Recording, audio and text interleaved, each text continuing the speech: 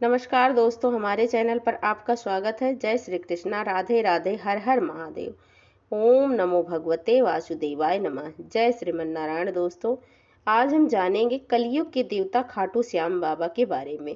खाटू श्याम बाबा ऐसे योद्धा थे महाभारत के समय, जो 1 मिनट में ही पूरे महाभारत के युद्ध को समाप्त करने की शक्ति रखते थे, जिनकी वीरता का लोहा स्वयं श्री कृष्ण ने भी माना, पर जिसने युद्ध में भाग लेने के बजाय अपना शीश दान दे दिया और बन गए कलयुग के भगवान। दोस्तों, कथा शुरू होती है द्वापर युग में। महाभारत का युद्ध करीब आ चुका था। चारों ओर अशांति थी और हर योद्धा अपने अस्त्र शस्त्र संवार रहा था। उसी समय महाभारत के युद्ध में बहुत दूर एक वीर अपने शस्त्रों की तैयारी कर रहा था। धरती पाप और अन्याय से करा रही थी। अधर्म अपने चरम पर था और कुरुक्षेत्र में महायुद्ध की आहट सुनाई देने लगी थी। एक और कौरव, दूसरी ओर पांडव और बीच में संपूर्ण ब्रह्मांड का संतुलन साधते स्वयं श्री कृष्ण। इसी समय हिमालय की एक घाटी में एक तेजस्वी बालक ने अपनी पिता घटोत्कच की छाया में युद्ध विद्या का अभ्यास करना शुरू किया। वह कोई साधारण बालक नहीं थे, वह भीम के पौत्र नागन्या मौरवी का पुत्र थे। उनके शरीर में बल, बुद्धि और भक्ति के अद्वितीय संगम था। जैसे जैसे वह बड़े हुए, उसमें युद्ध कौशल की अद्भुत क्षमता विकसित हुई। वह अकेले हजारों योद्धाओं के समकक्ष थे, लेकिन उनकी सबसे बड़ी ताकत उनके 3 बाण की थे। 3 बाण जो उनके भगवान शिव की कठोर तपस्या से प्राप्त किए थे। उस वीर बालक का नाम था बर्बरीक। वो कोई और नहीं, खाटू धाम के स्वामी श्री श्याम बाबा हैं। बर्बरीक खाटू श्याम बाबा बर्बरीक की अद्भुत कथा जानते हैं कि वह कैसे बने कलयुग के सबसे ज्यादा पूजे जाने वाले भगवान, और क्या थी उनकी तीसरे बाण की सच्चाई। पहला बाण जिसे लक्ष्य कर छोड़ा जाए वह सभी शत्रुओं को चिन्हित कर ले, दूसरा बाण उन सभी चिन्हित शत्रुओं का संहार कर दे, और तीसरा बाण गलती से भी निशान चूक जाए तो सब कुछ वापस बुला ले। बर्बरीक को वरदान था कि केवल इन 3 बाणों से ही पूरे विश्व को जीत सकते हैं। जिसका उनका रथ भी विशेष था। उनके नीचे नीले घोड़े नहीं, बल्कि वह स्वयं अश्वगति से चलने वाला एक दिव्य वाहन था। लेकिन माँ मौरवी ने उससे एक वचन लिया था कि बेटा, कभी भी उस पक्ष का साथ मत देना जो कमजोर हो, क्योंकि वही सच्चा धर्म है। बर्बरीक ने माँ का वचन स्वीकार किया और प्रण लिया कि वह युद्ध में तभी भाग लेगा जब देखेगा कौन सा पक्ष दुर्बल है। उधर कुरुक्षेत्र में युद्ध की तैयारी जोरों पर थी। श्री कृष्ण जानते थे कि यह युद्ध केवल अस्त्रों का नहीं, बल्कि धर्म और अधर्म के बीच की परीक्षा है। तभी उन्हें सूचना मिली कि एक अद्भुत वीर युद्ध भूमि की ओर बढ़ रहा है। एक ऐसा योद्धा जो केवल 3 बनों में पूरी सेना का अंत कर सकता है। श्री कृष्ण चौंक गए। उन्होंने सोचा, यदि युद्ध में उतरा तो युद्ध का अंत एक ही पल में कर देगा और मेरी समस्त लीला अधूरी रह जाएगी। श्री कृष्ण ने तत्काल एक साधु का वेश धारण किया और बर्बरीक के मार्ग में आकर बोले, हे वीर, तुम युद्ध भूमि की ओर क्यों जा रहे हो? बर्बरीक ने विनम्रता से उत्तर दिया, मुनि श्रेष्ठ, युद्ध में मैं भाग लेने जा रहा हूँ, परंतु केवल उस पक्ष से लड़ने के लिए जा रहा हूँ जो दुर्बल होगा। यह मेरी माँ का आदेश है और मेरा वचन है। श्री कृष्ण ने मुस्कुराते हुए पूछा, तुम्हारे पास तो केवल 3 बाण हैं, क्या तुम इतने ही बाणों से युद्ध कर सकोगे? बर्बरीक ने गर्व से उत्तर दिया, महात्मा, केवल एक बाण से ही संपूर्ण सेना को समाप्त कर सकता हूँ, दूसरा तो केवल सावधानी मात्र है। श्री कृष्ण ने उसकी परीक्षा लेनी चाहिए। उन्होंने एक वृक्ष दिखाया जिसकी अनेक पत्तियां थी। एक पत्ता छिपाकर उन्होंने अपने पैर के नीचे दबा दिया।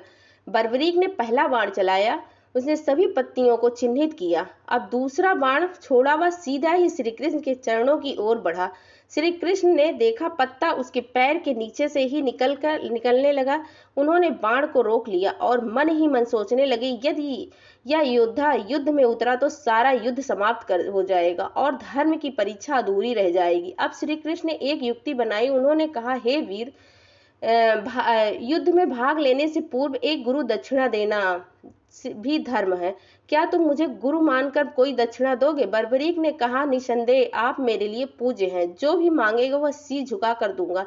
तब श्री कृष्ण ने कहा, मुझे तुम्हारा शीश चाहिए। क्षण भर को मौन छा गया, परंतु बर्बरीक मुस्कुराते हुए जान चुके थे कि यह कोई साधारण मुनि नहीं, स्वयं योगेश्वर श्री कृष्ण है। उन्होंने अपने हाथों से अपना शीश काटकर श्री कृष्ण के चरणों में अर्पित कर दिया और कहा, हे प्रभु, मैं युद्ध में भाग नहीं लूंगा, परंतु आपसे निवेदन है कि मुझे युद्ध का साक्षी बनाकर कहीं ऊंचाई पर स्थापित कर दें, ताकि मैं संपूर्ण युद्ध देख सकूं। श्री कृष्ण ने उनका शीश उठाकर एक पर्वत की चोटी पर रखवाया और कहा, हे बर्बरीक, तुम साक्षी रहोगे उस धर्म युद्ध के जो युगों तक स्मरण किया जाएगा, और कलयुग में तुम श्याम नाम से पूजे जाओगे। तुम्हारे भक्त तुम्हें खाटू श्याम बाबा कहकर पुकारेंगे। तुम्हारे दरबार में जो आएगा खाली नहीं जाएगा। तुम कलयुग में मेरे स्वरूप माने जाओगे। युद्ध समाप्त हुआ, धर्म की विजय हुई, पांडव विजय रहे। परंतु जब अंत में श्री कृष्ण द्रौपदी ने पूछा, प्रभु, इस युद्ध की असली जीत किसकी रही? तो श्री कृष्ण ने मुस्कुराकर कहा, बर्बरी के शीश की, और इशारा किया, इस युद्ध का सच्चा साक्षी तो यह रहा, निर्णय भी इसका ही होना चाहिए। तब बर्बरीक का शीश बोला, हे माता, मैंने देखा कि युद्ध में यदि कोई सच्चा विजेता था तो वह श्री कृष्ण थे। उनके बिना यह युद्ध संभव ही नहीं था। वही रणनीति थे, वही शक्ति थे, वही विजय थे। वही दिन था जब उस वीर बलिदानी को संपूर्ण ब्रह्मांड ने प्रणाम किया। आज उसी बर्बरीक को हम खाटू श्याम बाबा के नाम से पूजते हैं। राजस्थान के सीकर जिले में स्थित खाटू धाम आज श्रद्धा और आस्था का केंद्र है। कहते हैं कि बाबा श्याम के दरबार में जो एक बार सच्चे मन से चला जाए, उसके जीवन की सारी बाधाएं दूर हो जाती हैं। वह केवल शीश देने वाले वीर नहीं, कलयुग के देवता हैं। जो माता अपने बेटे के युद्ध में जाने पर गर्व से उसे धर्म का वचन देती है, वह मोरबी कहलाती है। जो बेटा युद्ध भूमि में अपना शीश तक दान कर देता है, वह बर्बरीक कहलाता है। और जो वीर अपने बलिदान से श्री कृष्ण की लीला को पूर्ण करे, वही खाटू श्याम बाबा कहलाते हैं। जय हो खाटू श्याम बाबा की जय। ओम श्री श्याम देवाय नमः। जय श्री श्याम देवाय नमः। ओम नमो भगवते वासुदेवाय नमः। जय श्री श्याम बाबा। जय हो श्याम बाबा की, जो भक्तों के कष्ट हरते हैं और मनोकामनाओं को पूर्ण करते हैं।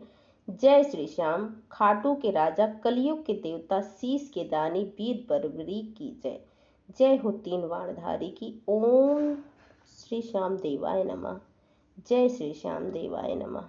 ऐसे ही रोचक कथाओं को जानने के लिए हमारे चैनल को लाइक करें, सब्सक्राइब करें, कमेंट में ओम श्री श्याम देवाय नमः जरूर लिखें। धन्यवाद।